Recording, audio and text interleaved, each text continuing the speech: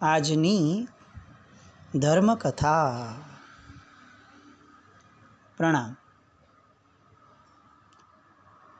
ધર્મકથામાં દેદશા, પેથળશા અને ઝાંઝણશા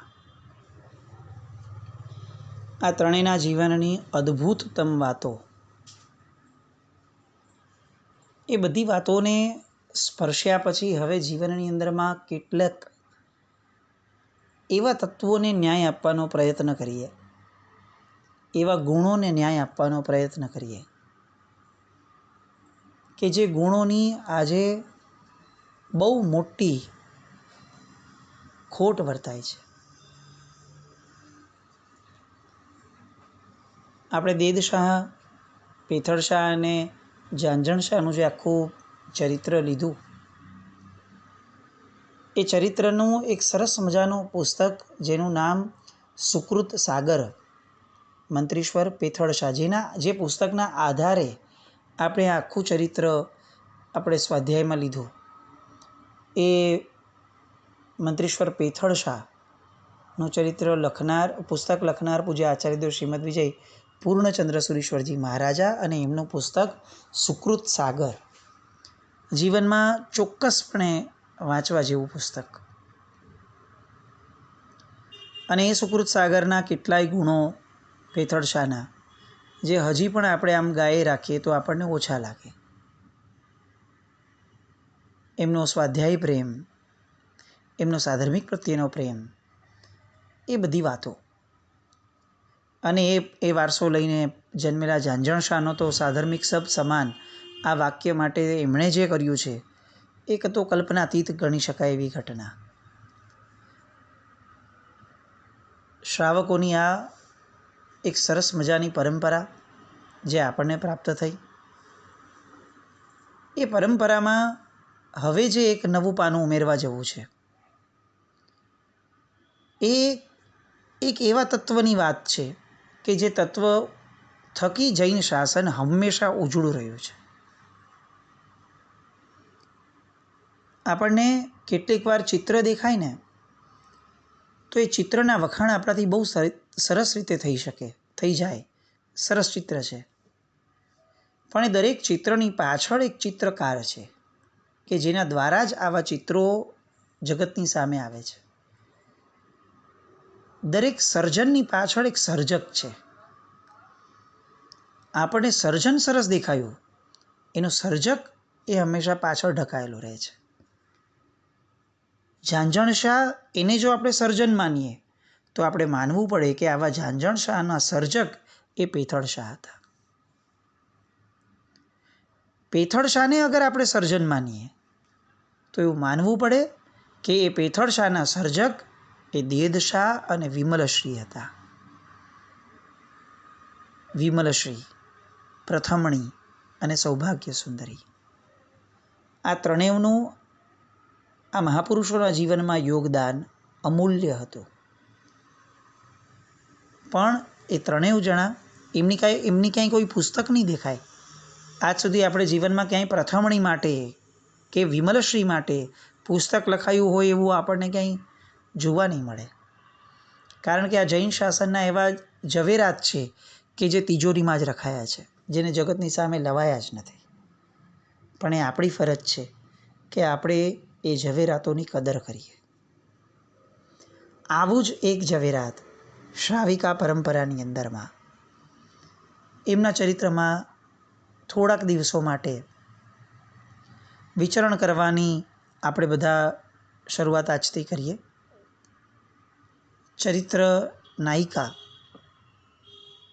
જેમનું નામ સાંભળતા જ આપણને એમ થાય કે ઓહો, આમના જેવું જીવન, આમના જીવનમાં આવેલું દુઃખ, આમના જીવનમાં એમણે કેળવેલી સમતા અને એમનો ત્યાગ, એમનું સતીત્વ, આ બધું અહો અહો અહોવાળું કહી શકાય એવું. લગભગ આપણામાંના બધાએ જ આ નામ સાંભળ્યું છે. લગભગ આપણામાંના ઘણા બધાને આ બધી કથાઓ ઉપર છેલ્લી રીતે બધાને ખ્યાલમાં છે 2-4-5 મિનિટમાં કહી દેવું હોય તો કહી શકાય કે અચ્છા હા એમની હારે આવું થયેલું હતું, પણ એમને એ સમયે આવી રીતે મનને કેળવ્યું અને પછી એમને છેલ્લે આવું મળી ગયું, વાત પૂરી. 5-7 સેકન્ડની અંદરમાં આખું ચરિત્ર આપણા મોઢામાંથી નીકળી જાય. એ ચરિત્રને વિસ્તારથી આપણી લાગણીઓના તંતુ એ જોડાય એ રીતે લેવાનો સ્વાધ્યાયનો પ્રયત્ન અત્યારે શરૂ કરીએ. ચરિત્ર નાયિકા છે અંજના સુંદરી. અંજના સુંદરી રામાયણ, જૈન રામાયણનું એક એવું અમર પાત્ર કે જે પાત્રના ઉલ્લેખ વિના જઈને રામાયણની જે એક મધુરતા છે, એનો જે એક ઠાઠ છે એ ક્યારે પૂરો ન થઈ શકે. અંજના સુંદરીના ચરિત્રની શરૂઆત કરીએ એ પૂર્વે એક નાનકડી પૂર્વ ભૂમિકા લેવાનું મન થાય કે આ કથા, એટલીસ્ટ આ અંજના સુંદરીની જે કથા છે ને, એ આપણા ઘરની દીકરીઓને ખાસ સંભળાવવાનું રખાવજો. એમને કદાચ ન પણ ગમે, એમની પાસે કદાચ આટલો સમય પણ ન હોય 20 મિનિટ રોજ કાઢવાનો, પણ તેમ છતાં પણ જેટલું સાંભળ્યું છે એટલું ઘરમાં દીકરીઓને આ થોડેક અંશે પણ સંભળાવવાનો પ્રયત્ન કરવા જેવો છે. બિકોઝ સ્ત્રીપણું એ કેટલી ગૌરવવંતી ઘટના છે એ આપણને અંજના સુંદરીના એક એક પ્રસંગમાંથી આપણને સમજાશે. ચરિત્રની શરૂઆત અંજના સુંદરીના યૌવનથી થાય છે. ફાટ થતું યૌવન, પણ આ આખું યૌવન એ ઝવેરાત હતું એવું ખુદ અંજના સુંદરીને પણ ખબર હતી અને એમના માતા પિતાને પણ ખબર હતી. અને આ ઝવેરાત એ તિજોરીમાં જ શોભે, એ રસ્તા ઉપર રખડતું ના મુકાય, એ રસ્તા પર ખુલ્લું ના મુકાય.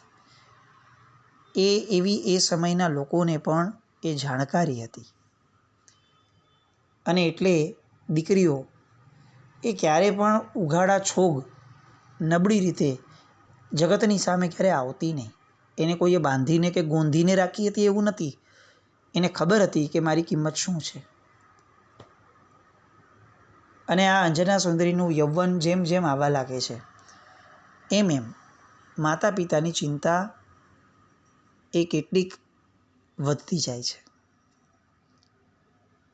રાજકુમારી છે અને રાજકુમારી હોવાના કારણે એમની માટે જે વર શોધવો પડે એ વર શોધવાની જવાબદારી પણ કેટલીક વધારે થાય છે, કારણ કે શું યોગ્ય જોઈએ, એ પેરેલલ એ લેવલનો જોઈએ કે જે એમનું પોતાનું લેવલ છે.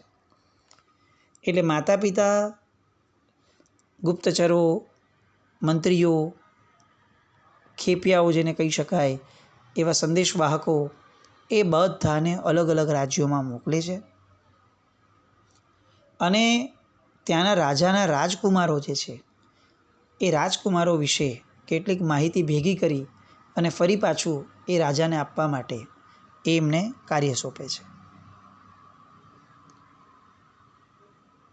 ચંદ્રની ચાંદની છે, રાજમહાલયનો સંગે મરમર જાણે હસી રહ્યો હોય એવું એક સરસ મજાનું મધુર વાતાવરણ છે. આ વિદ્યાધરોની વાતો છે. વિદ્યાધરોનું જ્યાં રાજ્ય ચાલતું હતું એ વિદ્યાધરોની આ વાતો કે જે વિદ્યાધર રાજાઓ કે વિદ્યાધર વ્યક્તિઓ એ બધા આકાશ માર્ગે પણ ઉડી અને બીજે જઈ શકતા. એમનું શારીરિક જે સ્ટ્રક્ચર છે, જે પૂતગલો દ્વારા એમનું શરીર બન્યું હોય, એ સ્ટ્રક્ચર જ એવું હતું કે એ લોકો ઉડી શકતા પોતે જાતે. કેટલીક વિદ્યાઓ એમને વારસામાં મળી હતી. આમ જોવા જઈએ તો વિદ્યાધરોના શરૂઆત સૌથી પહેલી કોનાથી થઈ તો કે નમી વિનમીથી. નમી વિનમી એ બંને ભગવાન આગળ માંગણી કરવા માટે આવ્યા, પણ બોલી શક્યા નહીં. ભગવાન આગળ કેવી રીતે, પિતા આગળ કેવી રીતે મંગાય કે અમને રાજ્ય આપો, પણ એટલે બોલી ન શક્યા. એટલે એમની સેવા કરતા હતા. દિવસો અને મહિનાઓ વીતતા ગયા અને ઇન્દ્રની એકવાર નજર ગઈ કે આ કેટલા વિનયી છે. અને એટલે એમણે નમી વિનમી બંનેઓને વિદ્યાધર પર્વત ઉપર એમણે સરસ મજાની નગરીઓ વસાવીને આપી. અને એ દૈવત્વ કેટલેક અંશે એમને આપ્યું કે જેના કારણે એમના જે પણ વંશજો થયા એ બધા પણ દેવોની જેમ કેટલીક એક્સ્ટ્રા ફેસિલિટીના માલિક થયા અને એ બધાને વિદ્યાધરો કહેવાયા. એ છે એક ઋષભદેવ ભગવાનથી ચાલી આવતી અવિચ્છિન્ન પરંપરા આ અત્યારે મુનીશ્વર સ્વામી ભગવાનનો સમય ચાલે છે ત્યારની આપણે આ વાત કરીએ છીએ. એ વિદ્યાધરોની આ વાત. નગરીનું નામ મહેન્દ્રનગર અને રાજાનું નામ મહેન્દ્ર, જે અંજના સુંદરીના પિતાશ્રી હતા. બાહુબળ એવું કે જાણે એમની સામે બધું જ વામણું લાગે. પણ આજે આ બાહુબળ પણ એક બાપનું હોવાના કારણે ઝાંખું પડતું ગયું. ચિંતા એ બાહુબળ કરતાં પણ ઘણી ચડિયાતી થતી ગઈ. અપાર વૈભવ અને સંપત્તિ હોવા છતાં પણ એનું મનનું જે દુઃખ હતું એ સંપત્તિ દ્વારા ટળતું ન હતું. પલંગ ઉપર આળોટે છે અને ત્યાં અચાનક જ દરવાજા પર ટકોરા પડે છે અને દ્વાર ઉઘડે છે. દ્વાર ઉઘડતા જ એમના પટરાણી હૃદય સુંદરી અંજના સુંદરીના માતાશ્રી એ અંદર પ્રવેશે છે રૂમમાં. બંને જણા બેઠા છે. બંને જણાને ખબર છે કે બંને જણા કેમ ભેગા થયા છે. પણ રાણીથી ધીરજ ન રખાઈને પૂછ્યું કે સ્વામીનાથ, આજે કોઈ તપાસ કરીને આવ્યું? અને રાજાએ એમ કીધું કે તપાસ કરીને તો આવ્યા, પણ, અને આ પણ ઉપર એમની વાત અટકી જાય છે. અને રાણીએ કહ્યું કે હું આપની વેદના સમજી શકું છું, પણ હું અહીંયા અત્યારે આ સમયે આવી છું કારણ કે મને મનમાં એક વિચાર સ્ફૂર્યો છે કે જે વિચાર જો આપને યોગ્ય લાગે તો આપણે એ દિશામાં આગળ વધીએ. રાજા બહુ જ સરસ મધુરી રીતે એમને કહે છે કે તમારો વિચાર ખરેખર જો આપને અનુરૂપ લાગ્યો હશે તો અનુરૂપ ચોક્કસ હશે જ, આપ મને જણાવો. અને ત્યારે હૃદય સુંદરી એમને કહે છે કે જે વિદ્યાધર રાજપુત્રોને જોવા માટે આપણા વ્યક્તિઓ, મંત્રીઓ વગેરે જાય, એમને આજ્ઞા કરો કે તેઓ રાજપુત્રોના ચિત્રો સાથે લેતા આવે અને એમના અંગેની તમામ માહિતી પણ લેતા આવે. આ રાજાને નિર્ણય બહુ ગમ્યો. વાત સાચી છે. ફક્ત માહિતીઓથી શું કરવાનું? ચિત્ર દેખાય તો કંઈક અંશે આપણે એમના ચિત્ર, એમની શરીરની આખી જે એમનું શરીરનું સ્ટ્રક્ચર છે, આકૃતિ છે, એના દ્વારા પણ ઘણું કરી શકાય. અને સૌથી મહત્ત્વનું, અંજના સુંદરીએ જોઈ તો શકે કે જેની માટે આપણે આ બધા પ્રયત્નો કરીએ છીએ એને કેવો લાગે છે. એ પણ અંજના સુંદરીને પૂછવા માટે આ સહાયભૂત બની શકે. એટલે ચિત્ર લાવીએ તો બહુ સારું.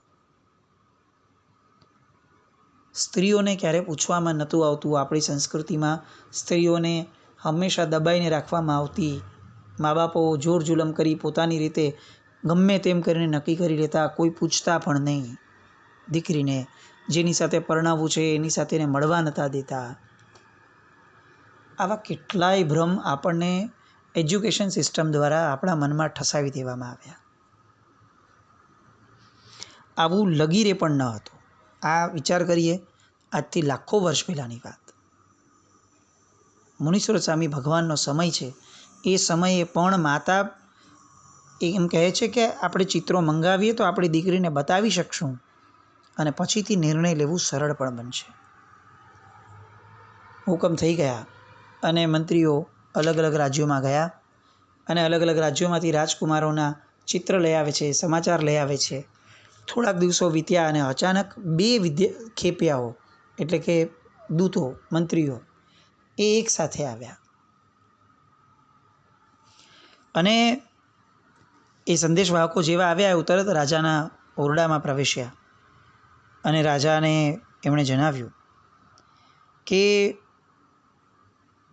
એવા રાજપુત્રનું હું ચિત્ર લઈને આવ્યો છું કે જેને જોતાં જ આપના નયનો ઠરી જશે એમ. અને એમણે ચિત્ર બતાવ્યું અને ચિત્ર બતાવતા જ જાણે રાજા રાણીને એવું લાગ્યું કે આ કોઈ કલાકારની કલ્પના મૂર્તિ છે કે સાચો સાથ કોઈ આવો રાજકુમાર પણ છે. રાજા અને રાણી બંનેઓના આનંદનો પાર ન રહ્યો. આ તો વિદ્યમાન એવા દેવ કહી શકાય, એવા દેવકુંવર જેવું આ ચિત્ર. અત્યાર સુધી સેંકડો રાજકુમારોના આપણે જોયા, સાંભળ્યા, પણ ક્યારે કોઈ ચિત્તને આનંદ આપે એવું નહોતું થયું. પણ આજે આ ચિત્ર જોતાં જ એટલો બધો અંદરથી આનંદ પ્રગટે છે કે એવું લાગે છે કે જાણે આપણી બધી જ અત્યાર સુધીની મહેનત એ હવે સફળ થવાને આરે છે. ચિત્ર રાજમહેલમાં ફર્યું. જેને જેને જોયું એ બધાને લાગ્યું કે અંજના ખરેખર બહુ જ બળભાગી છે. ચિત્ર અંજના સુધી ગયું. અંજનાએ પણ એ જોઈ લીધું.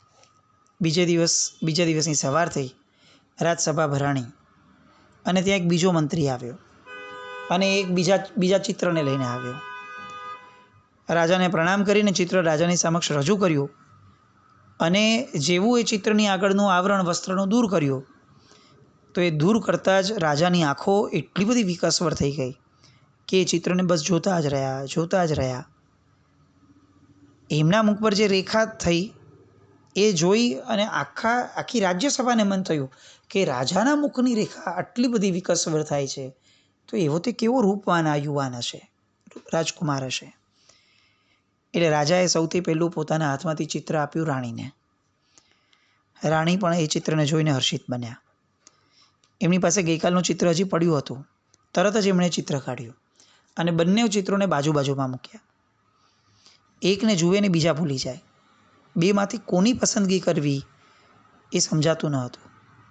હવે રાણીએ બંને ચિત્રો રાજાને આપ્યા કે મને નથી સમજાતું, તમે તો જુઓ. પણ રાજાની પણ પરિસ્થિતિ એવી હતી કે બંને આટલા સુરૂપ છે, કેવી રીતે કોઈ એકને સિલેક્ટ કરી શકાય. બંનેની મૂંઝવણ મંત્રીશ્વરે જોઈ અને ઊભા થઈ અને એમણે એમ કહ્યું કે મહારાજ, ગઈકાલે જે ચિત્ર આપણને મળ્યું હતું એ રાજકુમારનું નામ વિદ્યુતપ્રભ છે. વિદ્યાધરનાથ હિરણ્યાભ એમના એ સુપુત્ર છે. સુમના નામની રાણી એમની કુક્ષીને અજવાળનાર છે. એના ચિત્ર પરથી આપને એના રૂપનો તો ખ્યાલ આવી જ ગયો હશે, કારણ કે આકૃતિ પરથી વ્યક્તિના ગુણો જાણી શકાય. એનું રૂપ, એમનું કુળ, એમનું બળ, એમની બુદ્ધિ, એમના ગુણ એ બધું જ ઉત્તમ કક્ષાનું છે. રાજાએ કીધું એ વાત તો સાચી છે, ખરેખર આવું જ રૂપ છે. પણ આ બીજું ચિત્ર જે આવ્યું છે એ કોનું છે? એટલે એમની વિશેષ માહિતી માંગી. એટલે એમણે કીધું કે મહારાજ, આદિત્યપુર નગર વિદ્યાધરોની દુનિયામાં સૌથી પ્રસિદ્ધ નગર કહી શકાય એવું એ નગરનો રાજા છે પ્રહલાદ. એ પ્રહલાદ રાજાના પરાક્રમી અને ગુણિયલ એવો એ પુત્ર જેનું નામ છે પવનંજય, જેની માતાનું નામ કેતુમતી છે. અદ્ભુત પરાક્રમી અને અપાર કળાઓનો તે સ્વામી છે. અને આ કુમારનું ચિત્ર જ દર્શાવે છે કે એમનું રૂપ એ બે નમૂન છે, એ રીતે એમના ગુણો પણ બે નમૂન હશે. જે મૂંઝવણ રાજાને હતી હવે એ મૂંઝવણ ડબલ થઈ, કારણ કે બંનેના જે રીતે લક્ષણો વગેરે સાંભળ્યું એ પછી એવું લાગ્યું કે બંને ટોપ છે, બંને સરસ છે. ત્યાં અચાનક એક મંત્રી ઊભા થયા. જે મંત્રી વિદ્યુતપ્રભ રાજકુંવર માટે ગયા હતા એ ઊભા થઈને એમણે કીધું કે મહારાજ, એક મહત્વની વાત કહેવાની તો રહી ગઈ. એટલે રાજાએ તરત ઉત્સુક થઈને પૂછ્યું કે કઈ વાત? તો કે રાજન, મેં જે પણ રાજકુંવરને આપણે જોયો તો આપણી સાથે લક્ષણશાસ્ત્રવાળા જે જ્યોતિષી હતા, જે ભાઈ હતા, એમણે જોતા જ તરત કહ્યું કે આ તો ચરમ શરીરી છે. એ નિમિત્ત તકોએ બધા જ લક્ષણો જોઈ અને બહુ જ વ્યવસ્થિત રીતે અભ્યાસ કરીને એમણે કીધું કે આ ચરમ શરીરી છે, આ જ ભાવમાં તે મોક્ષે જશે કેવળ જ્ઞાન પામીને. એટલે તરત જ બંનેઓને એવું લાગ્યું રાજા રાણીને કે આ તો ઉત્તમ કહેવાય, આ આપણી પસંદગી ખરેખર આમની પર ઉતારી દેવાય. કારણ કે આવો સુયોગ્ય વર કઈ રીતે આપણને મળે કે જે તે જ ભાવમાં મોક્ષે જનારો હોય.